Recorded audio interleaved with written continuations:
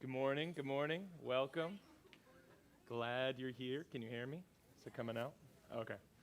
I just have a loud voice, so sometimes you think it's the speakers. It's just me. I'm very loud. I was reading a story this week about a man named Bishop Potter. You all know what a bishop is? Yes, what is a bishop? It's a chess piece, yeah. How about in the religious world, what is a bishop? Very good, very good. A leader in the Catholic Church, right? A pretty high up leader, right, as a bishop. Well, there's a guy named Bishop Potter. He was taking this long voyage across the Atlantic, a nice little ship like this. He got in, and, ships like this, they're pretty tight, so he had to share a room with somebody. So he goes down into the hold, and he finds the room that he's staying in, and there's a man already in there.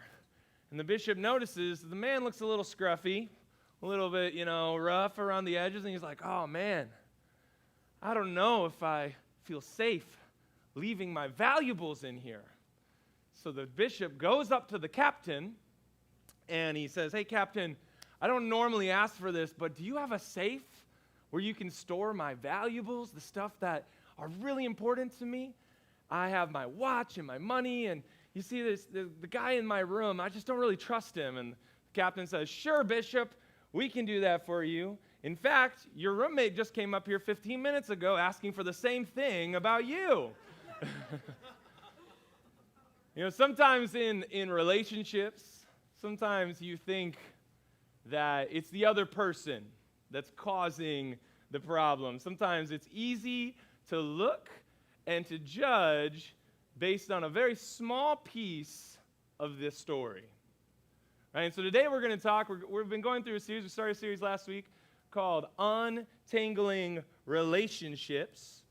And the reason we're going through this series is because so many of us live in messy, tangled up, broken relationships, and we became comfortable with it. How many of you know what I'm talking about? How many of you have a relationship with someone that you used to be close with, but now it's very, very distant? Or maybe someone you still care about, you love very deeply, but you don't know how to untangle the mess that has gotten all torn up in between you two. You know what I'm talking about? Well, that's why we're going through this series, because I believe Jesus, when he calls us to be followers of him, he wants to go to some of those places that we don't want to deal with. Sometimes some of those places that we think, it doesn't matter for my walk with Jesus, or does God care about those things? And I really believe Jesus does. I really believe one of the deepest things that Jesus cares about is our relationships with other people, how we treat other people, how we forgive, and maybe restore a relationship versus running from it. Because I really believe Jesus gives us a better way with relationships. Many times our relationships are like Bishop Potter, this man, very religious man, who we assume the worst of someone else, the whole while missing what maybe is going on in our own hearts that is causing the problem. So that's why we're going through this series. It's very similar to this cable, right? You don't know, but we set up and tear down this service here. And there's people who come in here on Saturdays, put up all these cables so that you can have sound, so that everything is working. And sometimes you go into the box to pull out a cable, and this is what happens, right? You're like, oh, wonderful. Someone packed this so nicely. And so then what do? Is I just say, here, Chastity, can you untangle this for me? Okay. No. You don't want to deal with this. It's like, was there another cable? Like, I don't know how to untangle this. Sometimes they're so bad, you're like, this will take hours to untangle this. It's much easier for me to throw this in the trash than to actually untangle it. And many times I feel like that is how our relationships are. We get this big ball, this mess that's like, I don't know where the beginning or the end is. Where's the knot actually at? It's much easier if I just toss this relationship than actually deal with the mess. It could take hours, weeks, even years to untangle this. I don't know if I'm willing to put in that much effort. Y'all with me? But I really believe that Jesus, through the Spirit of God, can show you where some of those knots are. You know, you ever had that when you like have like a cord and it looks like this, but you just like pull out one piece and the whole thing just like comes undone. You're like, oh, there it is. I really believe that there are some keys that we're going to talk about for the next couple weeks on how you can untangle some of your relationships. So if you have a Bible with you, turn with me to Matthew chapter 7. We're going to look at this passage today. And this is one of those spots in the Bible that is really hard for us to listen to. I'm going to be up front with you, like preload it. Is that this is tough. This is tough stuff. And you know, a lot of the words in the Bible are hard, but this one especially I think really is tough for us to deal with, and you're going to find out why. But this section is a section in the Bible where Jesus is teaching his followers, people who claim to want to learn from Jesus. I think you're in a great spot here, right? Whether or not you've given your life to Jesus, it doesn't matter. You're here because something is tugging at your heart. It could be a deep walk with Jesus. It could be I don't know who Jesus is, but I'm interested. You're here to learn. And that was exactly the people who were sitting around Jesus in this section of the Bible 2,000 years ago when Jesus taught. And this is what he said. Do not judge, or you too will be judged. You know, judging, believe it or not, I really, really believe is one of the deepest knots that can entangle your relationship with someone else.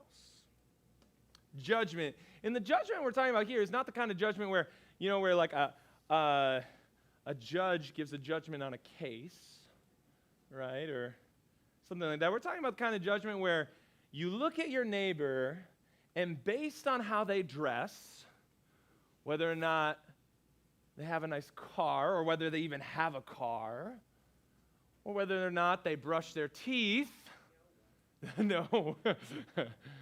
You decide based on that whether or not that person is a good person. That's the kind of judgment I'm talking about. I'm talking about the kind of judgment where you see someone from this church, someone you've seen, maybe you don't know them very well, but you've seen them across, you know, you're like, oh, that person, they sit on the left side. I always sit on the right side, you know, I don't talk to them.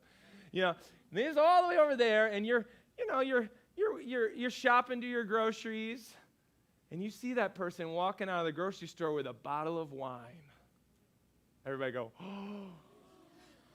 man, I can't believe it. So then you go and you talk to someone, you're like, did you know that person is an alcoholic? That's the kind of judgment I'm talking about, right? You see a little piece, and don't act like you don't do it, right? Right?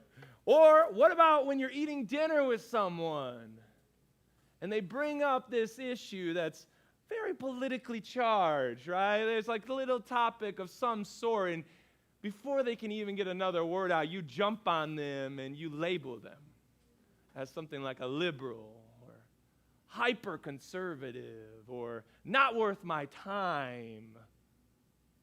Before they can even explain any further, you put a label on. That's the kind of judgment I'm talking about. Y'all experienced this before sometime? Anyone? Right?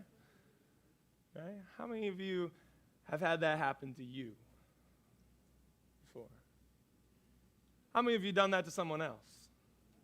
Oh, all right. A little harder sometimes to admit the second part, but I will openly admit I too often fall into that camp of just judging too quickly, of putting a label before I know the whole story. You know, in many ways, judgment is when we take something small, like a word someone says, a school that they attended, a family background, a struggle that someone is in right in this moment, and you decide, I know your whole life. And in fact, I'm better than you. That's usually where it ends. I know everything about you now, and I am actually better than you. That's what the judgment that I'm talking about right here is. And it comes out in different ways. When you make this judgment, when you come to this place, you decide, usually it comes out as either this, it's either, okay, I can help you fix your life. I know all the mess, I know all the problems, and I know all the answers. That's what happens when you follow down the judgment trail. The other thing that may happen is you may say, I can't really spend any more time with you because nothing can help you. Right? It's either one extreme or the other usually. There's nothing I can learn from this person. They're dumb or annoying, wrong. The reason this country is a mess. Anybody thought about that? Right? You're the reason. Right? Or it's either that or I'll spend time with this person so I can fix their life. So I can fix them. Those are the two trails that happens when we come down, when we decide we know what's really going on in someone's life, when we judge for ourselves. You see, it's easier to accept sometimes that it's happened to us than to realize that we do it all the time. More often than you think, with the smallest things, we do the same exact thing. And as we think about this mess in our relationships, this tangle that sometimes happens, when we think about this, one of the things that's right in the center that starts this knot is judgment. That starts to break apart relationships with other people, that sometimes even with God, believe it or not, we're going to talk about it in a second, is judgment. Starts to separate and entangle and cause problems in our relationships. And until you deal with that knot that's there in the middle, you can never undo this mess. That's the thing I want to talk with you about today. Until you deal with it, you can never undo it. Now, you see, the reason for this, why is this such a key? Because not only do we feel horrible, like it hurts, right? When you feel judged, when someone tells you something that you would say, that's not true of me. But that you feel judged. You feel like someone made a decision based on very little information about who you are. So not only does that hurt a relationship, it puts this wall up between you and another person. If you're the person judging, believe it or not, you're putting up that wall. It's creating that knot. And until there's some reconciliation, that wall will keep you at a distance from that person. But on top of that, there's something that happens in your heart.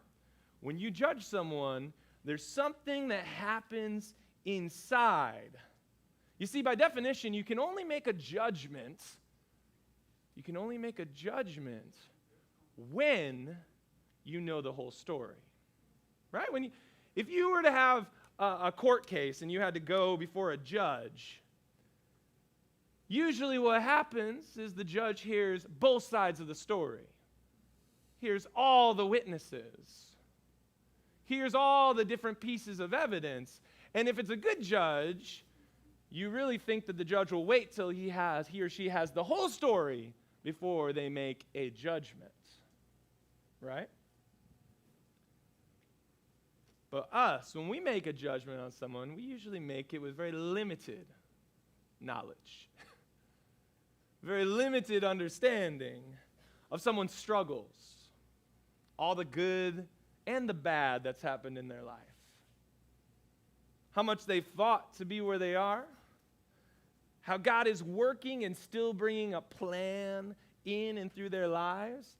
We step in, and when I, with that limited knowledge, place ourselves as judge, that's really what making a judgment is, right? I'm judging the reality of this person. When we place ourselves in that position, what role are we stepping into? What role are you stepping into when you make the decision that you know everything about this person? God's, right? Look at Romans chapter 2. It says, "You therefore have no excuse, you who pass judgment on someone else. For at whatever point you judge another, you are condemning yourself, because you who pass judgment do the same things. Now we know that God's judgment against those who do such things is based on what?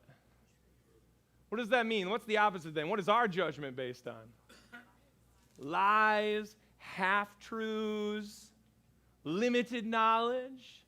But when God judges, he judges based on truth.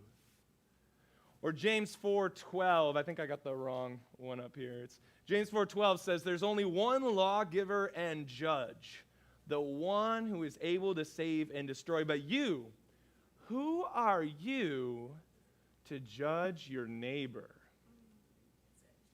Look at that. There's only one lawgiver and judge. Who is it? God. So who are you to judge your neighbor? And lastly, in Revelation 20, the end of everything. This is what it says. I saw the dead, great and small, standing before the throne, and books were opened. Another book was opened, which is the book of life. And the dead were judged according to what they had done as recorded in the books. There is a moment where there will be a judgment. But who is the one doing the judging? God, let me tell you something. The book of life is when we allow Christ into our lives and he covers all the sin. He pays for all the judgment that we deserve. And what Revelation is talking about here is there's going to be a moment where we stand before God, and if your name is not in the book of life, you will then be judged by what you have done, good or bad. That's what it's talking about there. Either way, you'll be judged. If your name's in the book of life, Jesus has paid what you deserve. So as we read this, whose role is it to judge? God's role. So think about that. How many of us listen to the lie of Satan when he says, just like he did to Adam and Eve? What did Satan say to Adam and Eve in the garden? That you'll be just like God, knowing what? The difference between good and evil. Think about that. Isn't that exactly what we're talking about with a judge, right? Like God's role in our lives is knowing the good and evil. So in Satan, he lied, by the way, because that's not what happened. He said you wouldn't die. He said you'll be like God. It was all lies, but we're still chasing those lies. And many times when we judge someone else, we're doing exactly what Satan is whispering in our ears. You're going to be like God. You can tell the difference between good and evil. You can tell what's going on in this person's life. You can know the whole story. And it's a lie. A lie that many of us believe, that we are comfortable living in. We're comfortable placing ourselves in a place of judgment over someone else. And you cannot know. That's the truth of this, of everything we're looking at. You cannot know. Only God can know. And thankfully, only his judgment matters in your life. Thankfully, only his judgment matters in your neighbor's life. We would be very horrible at being God. We are very horrible at being God. And here's the thing. When you judge your neighbor, when you step into that role that God is supposed to have, here's what happens. It actually messes up your ability to walk with God. It's the same thing that happened in the garden.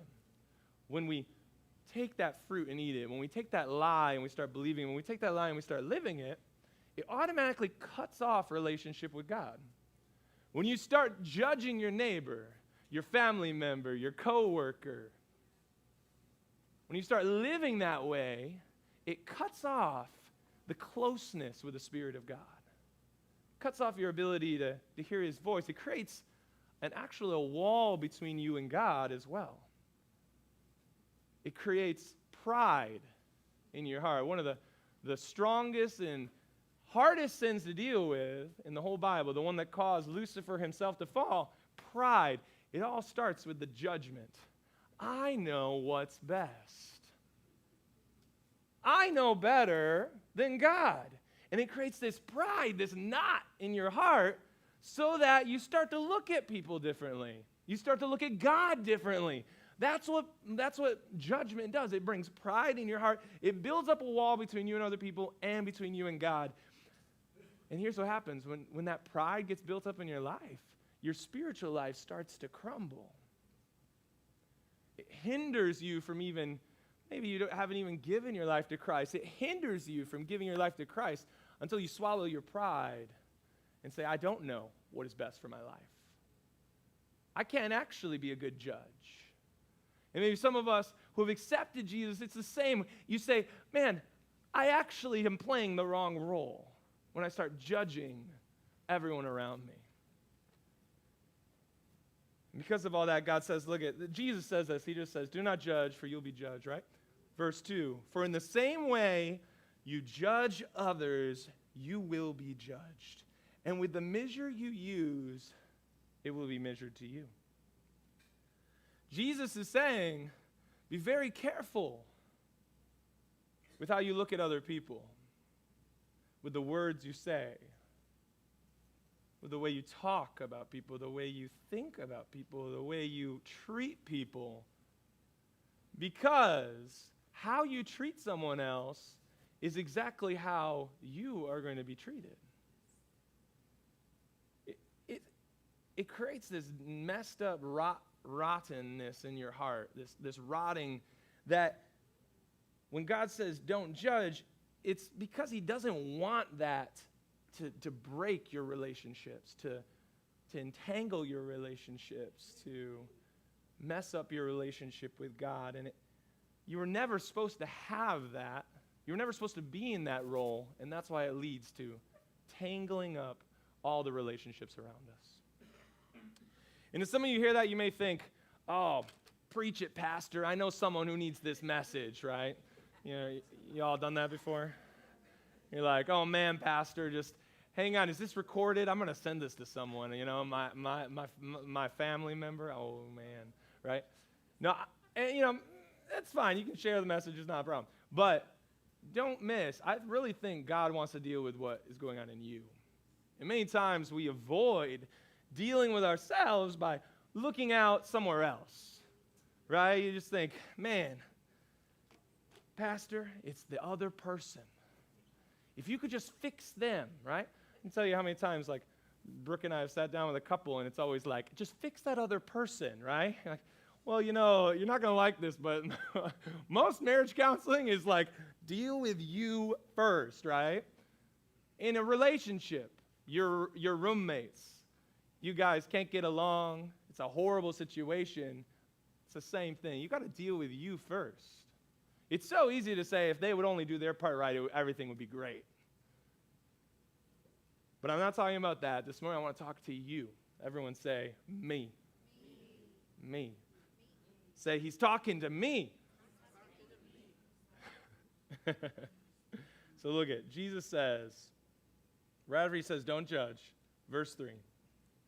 Why do you look at the speck of sawdust in your brother's eye and pay no attention to the plank in your own eye?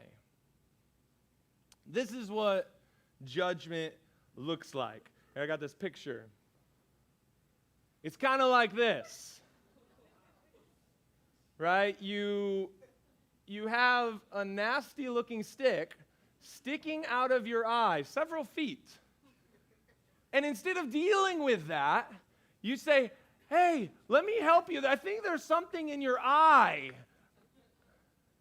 How many of us are exactly like this? You know what's going on in someone's life. You know the problems, and you know how to fix them. Even though you've got all this messed up stuff. All those secret thoughts, those little white lies, those secret addictions, the bad choices of what you do with your money, the greed, the lies, the lust, the anger.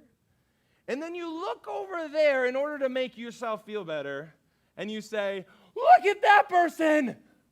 They've got something in their eye. Right? Literally, you have a jagged board sticking out of your eye. If anybody said, they're like, oh my word, what has happened? We need to get this person to the ER. And like, don't worry about me. There's something in her eye. I saw it, a little piece of dust. There's like a little hair. Let me just get that real quick. Right? You see how ridiculous it is? But how often do we do that? Look at what Jesus says. Verse 4. How can you say to your brother, let me take the speck out of your eye when all the time there is a plank in your own eye? Why is this still the case today? 2,000 years ago, Jesus was talking about this. Why is this still the case today? Let me tell you, because as humans, we don't change, and we don't want to deal with this. We don't want to actually deal with the mess in here. Why? Maybe it's embarrassing. Maybe it's embarrassing to actually let out the fact that I've got a plank in my eye, and I've lived with it for years. That's embarrassing. And I don't want to tell anybody. Or maybe it's too painful. Too painful to be honest that you've lied to yourself this whole time that you could deal with it, but you never could. And it's going to take some massive surgery to get that stick out of your eye. It's the same thing when Jesus walked the earth. A whole bunch of us are it's so much easier for us to be religious and use judgment to not deal with the problem of our own eye. It's so easy to be religious, which means to know how to say nice spiritual words, to couch everything in the nice little things that makes it sound right, to know how to say, these verses don't really apply to myself now in this age. It's so much easier to do that. It's so much easier to say, but this person has so much of a bigger problem.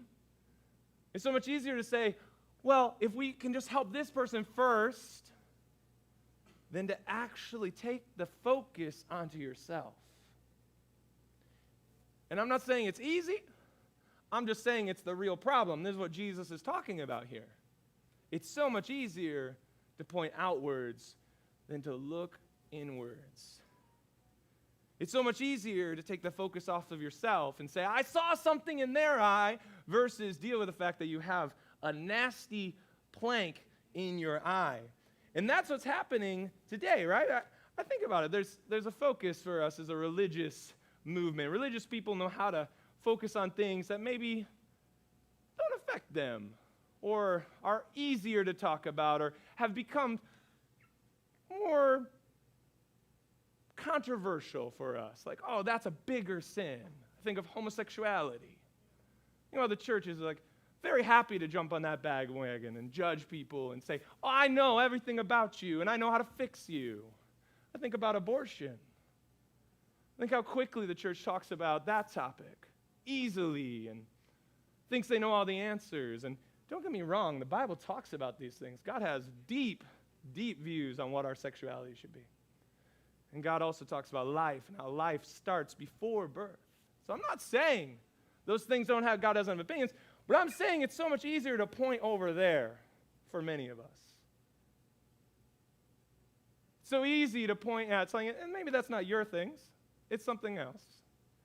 You point at certain things, but the same way we don't look at the greed in my life or the lust. How easy it is for me to go to pornography every night. How easy it is for me to not care about the person on the street who may not have a meal today. It's their fault. It's so easy. It's much easier to say, you know, Jesus said to love our neighbor, but I don't know about this person. This person, they've done it to themselves. It's so much easier to say, I know Jesus calls us to take care of orphans, but man, I got too much going on my own. I know it's like so much easier to talk about those things than how in the church, divorce is just as high as outside the church. Or more, yeah. And don't hear this as judgment. Just recognize that when Jesus is talking about this, it's like a doctor who's showing you maybe there's something in your heart that's messed up. Maybe there's a piece that's broken that you're unwilling to deal with. And that's why it's so easy to talk about certain things, but to gloss over some other ones. To say some parts of the Bible are more important than other parts in the Bible.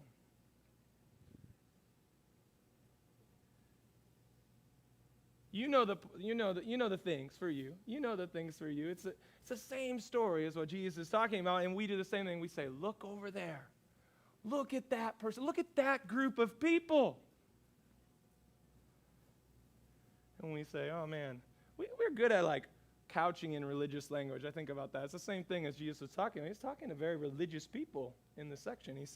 We say things like, oh, but you don't understand. It's for my family. That's why. Like that's why I'm judgmental in this way. Like I have to be. It's for my kids.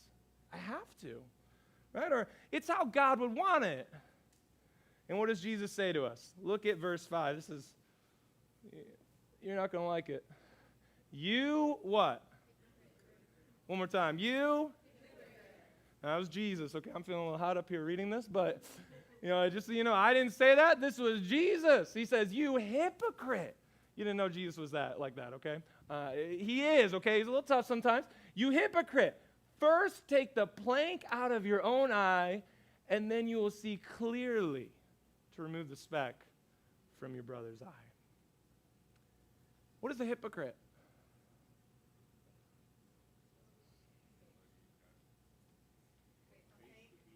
A fake person, yeah. Someone who claims to be something but isn't, or maybe someone who tells someone else what they need to do when they secretly are doing the same thing. Right. Yeah, I remember I was at a dentist. You ever, and the dentist, they're like, how often do you floss? And you're like, Right, I remember it. I was like, well, how often do you floss? She's like, well, let's just, just do what we're supposed to do. Don't listen to my story. I'm like, oh, okay. Right? Hypocrite is when we tell someone else what they should do, but we're unwilling to do it ourselves. That's a hypocrite. Jesus talking to the religious people. It was very convicting to me a couple years ago. He's talking to the religious leaders, and he says, you tie up heavy loads and put them on people's backs, but you're unwilling to help them. Many times I feel like that's what we do. Sometimes as pastors.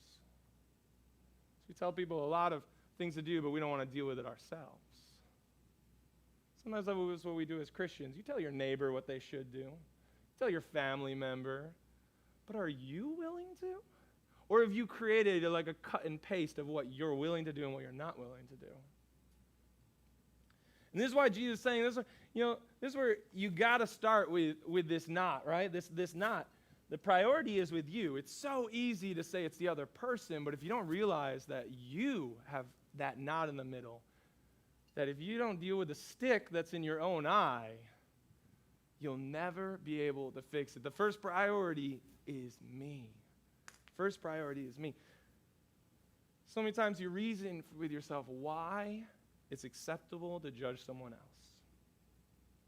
It's acceptable because that person looks different than you. They vote different than you. They worship different than you. They spend their time different than you. And you've got it all down. You think you're living the right way. Look at all of them. They've gotten so lost.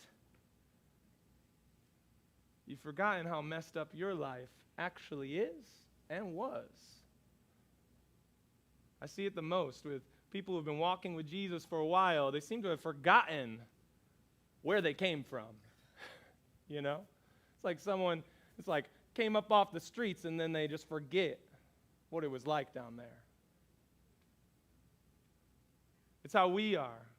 Forgot how messed up I was. And then God graciously saved me. We start casting judgment because look at me. I've got my life together now.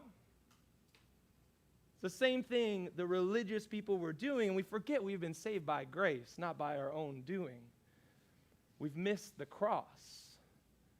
How the killing of God was because of you. How often do you hear the phrase, God died for me, and you just keep going about your day? How messed up is that? We forget we were such a broken, disgusting mess. And Jesus said, I love you. I'm going to die for you. And now we've become comfortable with it. Oh, Jesus died for me. What's for lunch? So comfortable with it. Right? You've missed the nasty board that's sticking out of your face.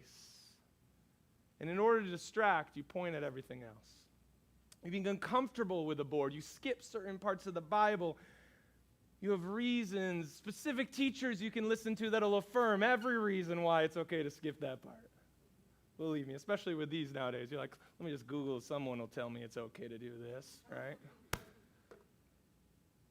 And hear me on this. God isn't saying this so you can go and hate yourself or beat yourself up after this. Do not take that. right? No, God died for you so you could have life. It's like a good doctor, right? If you go to a doctor, you want them to actually tell you what's wrong. If you go in with a stick sticking out of your face, you don't want the doctor to say, here, just rub a little cream on the board. Okay, we're going to keep it nice and moisturized so that it lasts a long time. You don't want that board getting rotten, you know? No, you're like, no, you want the doctor who's going to be like, hey, I'm going to be honest with you. That board has been in there a long time, and it's going to be painful to take out. We're going to have to do a surgery. It's going to cost some money.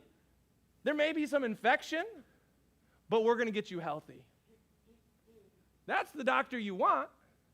That's what Jesus is doing here. He's saying, I actually want to deal with the real issue. It's out of love. It's out of care. You would say that's a good God. Sometimes it feels like a bad God, like a mean God. Why do you want to deal with this in my face? I'm very comfortable with the board in my face. God's saying, no, that's really messed up that you're comfortable with a board in your face. No, I've become really good at getting through doorways. I just go like this and make it through, right? Some of us, we become so good at living with our messed up thing. We've done it for years. We're so comfortable with it. I want you to realize that Jesus can take the board out of your eye. I want you to realize that when Jesus died on the cross, it was also to give you a deeper life, a healthier life. And some of us just stop and just say, oh, I'll just take the free ticket into heaven. And Jesus is like, no, I want to make you better now. I want to make you better now. I want to heal all that junk that you've put in now. That's why it has to start with you. It has to start with you. I'm going to invite the music team to come on up.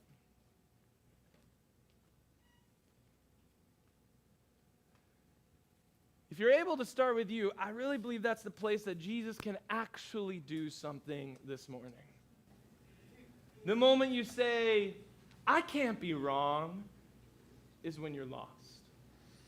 The moment you say, I can't be wrong, is the moment when you can't really go further with God. What's the opposite of pride? Humility. It's saying, I could be wrong. That's a starting point. I maybe don't know everything.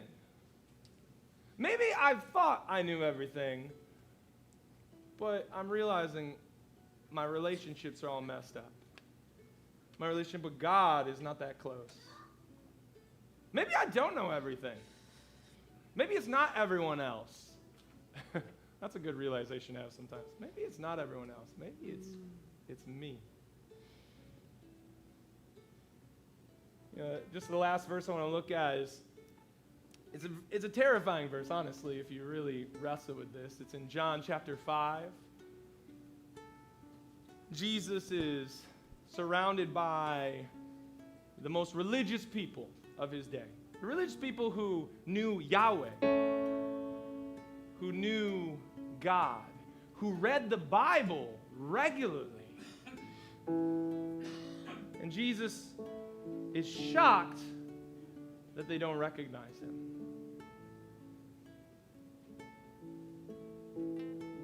Look at John 5, verse 39. He says, you study the scriptures diligently because you think that in them you have eternal life. And these are the very scriptures that testify about me, yet you refuse to come to me to have life. When I read this, I feel like one of the most terrifying scriptures for us in the church. Let me tell you why. Because he's literally affirming that they study the scriptures. How much? Diligently. Think about that. I don't think all of us can say that in here. You study the scriptures diligently? You're like, no, sometimes I get the verse of the day, right? Nice and easy, right? No. He's like, you guys study the scriptures diligently. You're in the scripture that's like reading the Bible every day. Diligently. You're going deep. You're memorizing it. And he's saying, you're the religious people. You're at the temple every day. You're going to church every day. And he says, even with all of that, you don't recognize me. Think about that. This is terrifying because that means we can be in here. You can come to church every Sunday. You can go to a life group during the week. You can read your Bible every day and memorize it. And God could walk in here and you could say, who's that? You could say, weirdo in the back, security, somebody's doing some crazy stuff that's not in our normal, kick them out. That's what Jesus is saying. Hear me on this. This whole thing on judgment is Jesus talking to us. He's talking to us. He's talking to us as a God who loves you, who knows how easy it is for us to cover up and point over there. How easy it is to play the game, put on the face, but be unwilling to actually go to the places where you need healing.